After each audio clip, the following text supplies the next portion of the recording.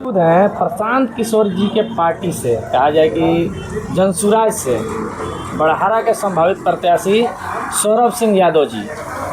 अभी फ़िलहाल का न्यूज़ है कि प्रशांत किशोर जी चौथी किस्त जारी कर चुके हैं। आए दिन देख रहे होंगे कि प्रशांत किशोर जी जो अभी सरकार में लोग हैं उनका पोल खोलते हुए नज़र आते हैं, चाहे वो दिलीप जायसवाल जी का हो चाहे संजय जायसवाल जी का हो। और अभी हाल फिलहाल में सम्राट चौधरी जी, जो कि अभी डिप्टी सीएम भी हैं, वो आरोप लगा रहे हैं कि 7वीं पास का आप सर्टिफिकेट जमा किए हैं। अब फिर आप कहते हैं कि हम डिग्री भी लिए हुए हैं कैलिफोर्निया से।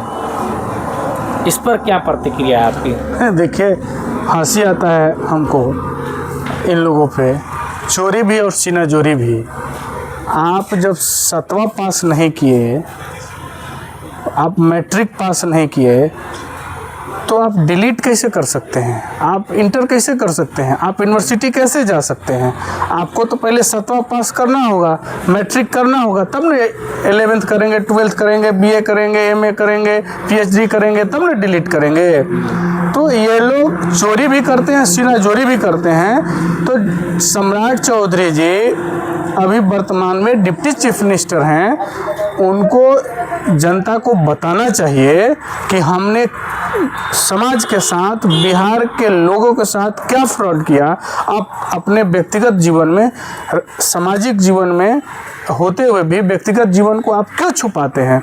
अगर आप प्रशांत किशोर जी पे बार बार इधर से अनाप शनाप आरोप लगा रहे हैं कि ये झूठ बोल रहे हैं, तो हमारे नेता तो आपका पोल खोलेंगे ही, और वो बारी बारी से सबको खोलते आ रहे हैं। और ये दुर्भाग्य है बिहार का कि जितने ही राजकुमार लोग आए हैं नेता बिहार में, हमारे बिहार के जितने भी बैकवर्ड लीडर हैं, हम सबको सम्मान की नज़र से देखते हैं। आदरणीय लालू जी, आदरणीय नीतीश जी, आदरणीय रामविलास पासवान जी और आदरणीय शकुनी चौधरी जी के बेटा है। ये लोग बिहार के बड़े बैकवर्ड लीडर हैं। आप सोच लीजिए कि एक डिप्टी सीएम है सम्राट चौधरी जी, जो शकुनी चौधरी जी के नेता हैं, बेटा हैं, तो ये 7वां पास नहीं किए। हम लोग के आदरणीय, हम लोग के अभिभावक आदरणीय लालू जी, जो गरीब के बेटा थे, जो गरीबी से निकल करके और गरीब को आवाज़ देने वाले, सामाजिक न्याय के निश्चित तौर पे वो मसीहा हैं, इसको कहने में हमको कोई गुरेज नहीं। उनके पुत्र 9वां पास नहीं किए।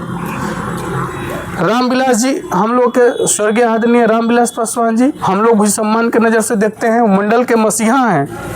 स्वर्गीय शरद यादव जी और स्वर्गीय रामविलास पासवान जी, ये दोनों आदमी अगर नहीं होते तो बीपी सिंह जी मंडल कमीशन लागू नहीं करते। ये लोग तो, स्वर्गीय रामविलास जी के पुत्र भी यूनिवर्सिटी नहीं गए हैं, इसको भी आपको जानना चाहिए। आदरणीय नीतीश जी के भी पुत्र जो हैं, ये 12th के बाद बीआईटी मिश्रा में एडमिशन ले लिए और छोड़ दिए थे। तो मुख्यमंत्री जी जब मुख्यमंत्री बने 2005 में, तो बीटेक का डिग्री दिलाए। तो ये तो दुर्भाग्य है ना भाई बिहार का। यही तो बात बता रहे हैं प्रशांत जी कि आपको बदलना चाहिए। जो आपके घर के अगल बगल बीच का जो बेटा है, जो पढ़ने वाला है, लिखने वाला है, उसको आगे ले आइए। वो समाज में, समाज को बदलेगा, बिहार के विकास को आगे बढ़ाएगा, व्यवस्था परिवर्तन करेंगे।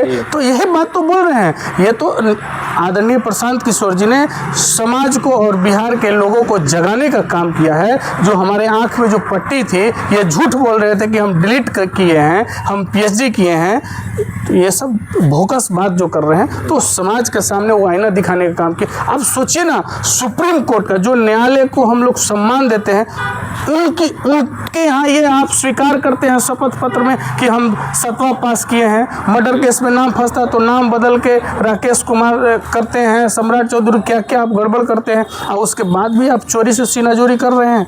तो इसको जनता बर्दाश्त नहीं करेगी। और इसी तरीके से और सारे नेताओं का पोल हमारे नेता खोलते नजर आएंगे आपको। अच्छा, आए दिन खबर छपते रहती है चुनाव के समय पे कि आरोप लगाया जाता है कि इनकी डिग्री या ये थी इस साल में, अगले साल और कम ही हो गई। ठीक है, वो उस पर चुनाव तक ही हो हल्ला होता है।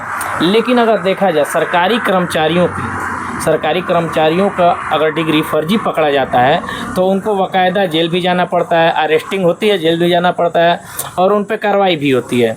लेकिन जितने नेता लोग हैं, उनकी अगर डिग्री फर्जी पकड़ी जाती है तो उनको क्यों नहीं जेल जाना पड़ता है? क्यों नहीं उन पर बड़ी कार्रवाई होती है? नहीं, कार्रवाई तो होना ही चाहिए, लेकिन अब वो वर्तमान में खुद ही डिप्टी सीएम है तो कौन कार्रवाई करे, वही सरकार है। और वो शपथ पत्र में भी स्वीकार किए हैं 2000 इलेक्शन कमीशन में 2010 में कि हम 7वां पास हैं। तो इस तरीके का अब अगर जन स्वराज की सरकार बनेगी तो ऐसे पदाधिकारी, ऐसे नेता को भी चिन्हित करके कार्रवाई किया जाएगा। जो आप फ्रॉड करेंगे उसके साथ जो फ्रॉड का केस बनता होगा वो होगा। तो सबसे बड़ा सवाल यही उठता है कि अगर कोई सरकारी कर्मचारी किसी भी फर्जीवाड़े में पकड़ा जाता है तो उसको अरेस्ट करके जेल भेजा जाता है, उसके साथ कार्रवाई की जाती है, कानूनी प्रक्रिया है। लेकिन अगर कोई नेता की डिग्री फर्जी पकड़ी जाती है तो उस पर बड़ी कार्रवाई क्यों नहीं होती है, उसको क्यों नहीं पकड़ा जाता है? जनता ये सवाल ज़रूर पूछ रही है। तो बाकी आप लोग किस तरीके से देखते हैं एक बार कमेंट सेक्शन में ज़रूर बताइएगा। मिलेगा अगले वीडियो के साथ, तब तक के लिए बहुत बहुत धन्यवाद।